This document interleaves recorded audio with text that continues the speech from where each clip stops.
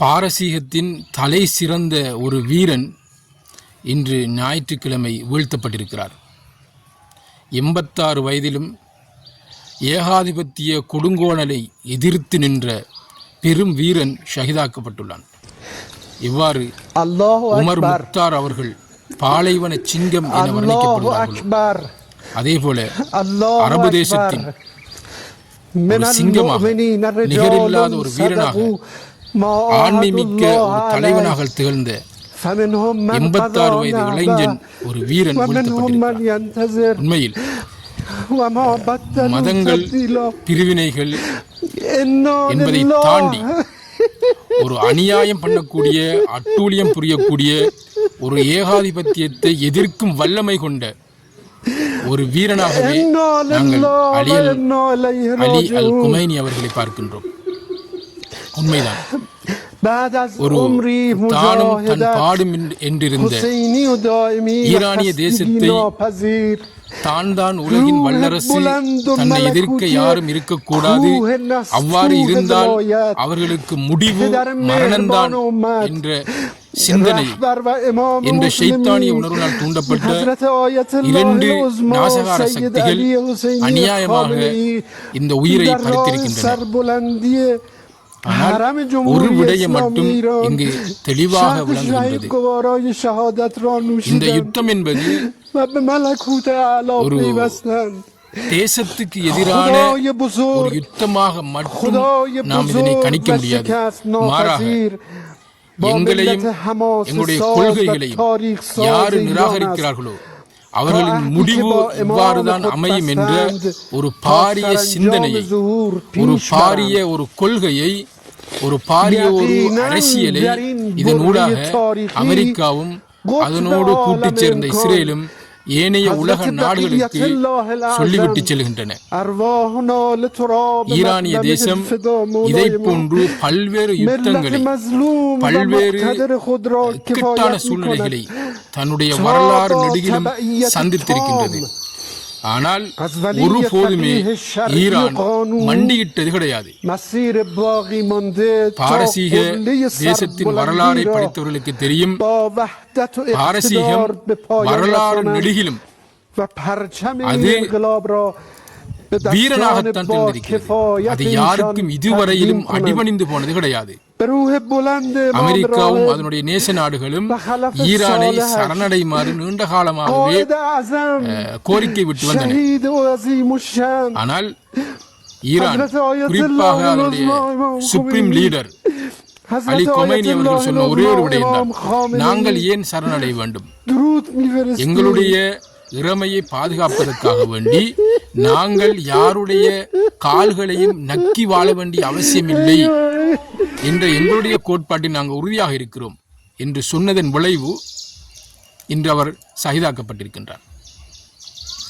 ஏனைய அரபு தேசங்களுக்கு மத்தியில் ஒரு வீரனாக அவர்களின், அதாவது மேற்கத்தியவாதிகளின் சட்டங்களுக்கும் அவர்களுடைய வேண்டுகளுக்கும் அடிபணியாமல் நெஞ்சுரிமிக்க ஒருவனாக திகழ்ந்த ஆயத்துல் அல்லா குமைனி என்ற ஒரு தனி மனிதன் வீழ்த்தப்பட்டிருக்கிறான்.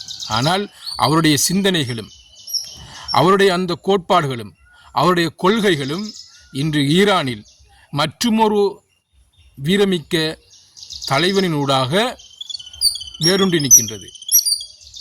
இந்த செய்தியை கேட்டவுடன் உண்மையில் ஒரு பொதுவாக சிந்திக்கக்கூடிய எந்த ஒரு பொது மகனும் கவலைப்படாமல் இருந்திருக்க மாட்டான்.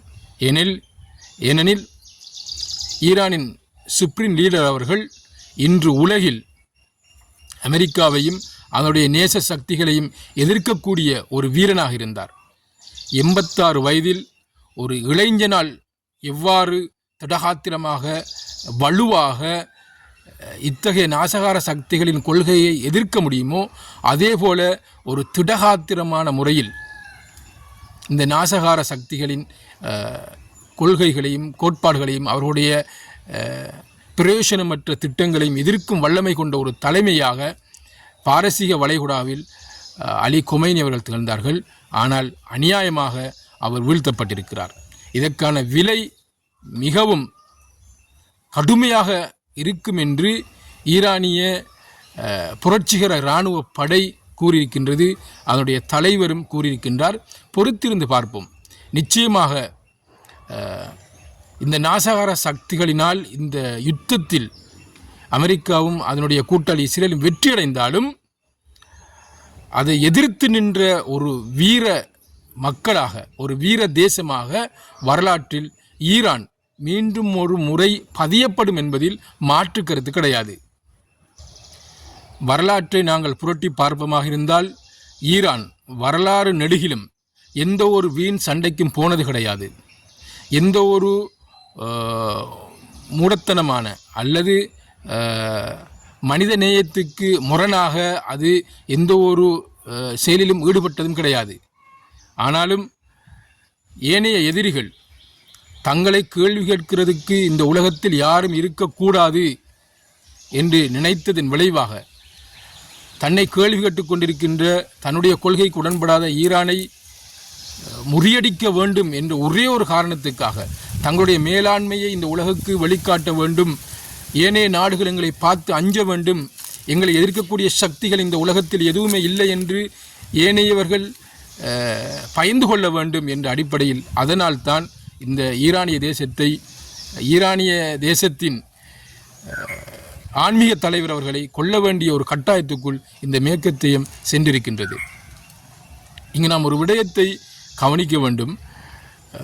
ஈரானிய தேசம் இவ்வளவு காலமாக சொல்லியது எங்களிடம் அதிநவீன ஆயுதங்கள் இருக்கின்றன, நாங்கள் தொழில்நுட்பத்தில் மிகவும் மேம்பட்டிருக்கின்றோம், எங்களை நெருங்க முடியாது என்றெல்லாம் கூறியிருந்தார்கள்.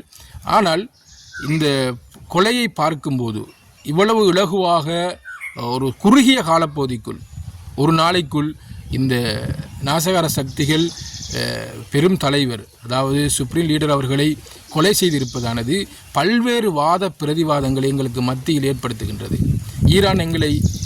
இதுவரை ஈரான் கூறியதெல்லாம் பொய்யா, அல்லது அதனுடைய தொழில்நுட்ப வளர்ச்சி என்பது வெறும் மாயையா, அல்லது ஈரானிய அந்த நிர்வாகத்துக்குள் கருப்பு ஆடுகள் உள்ளனவா என்ற பல்வேறு கேள்விகள் எங்கள் மத்தியில் இருக்கின்றன. இதற்கான விடைகளை பொறுத்திருந்து பார்ப்போம்.